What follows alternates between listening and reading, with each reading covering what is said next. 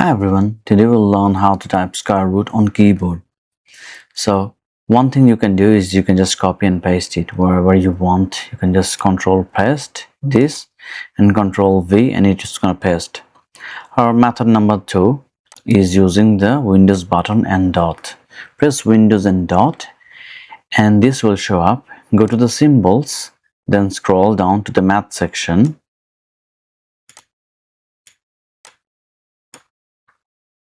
Math symbols, it should be somewhere here. Yes, it's here. You just click it and it's gonna paste here. Okay.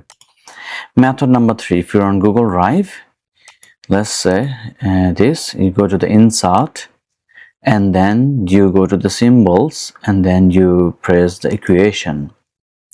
And after you do that, you write this down, SQRT, then press space and it will do a square root. Okay, let's do it on the Microsoft Word now. So here you have to go to the insert and then go to the equation and then you do the same thing, SQRT, then you click insert on page. See, it appeared. So this is how you type square root on using keyboard. I've shown you a couple of methods to do that. If possible, please subscribe to my channel. Thanks a lot.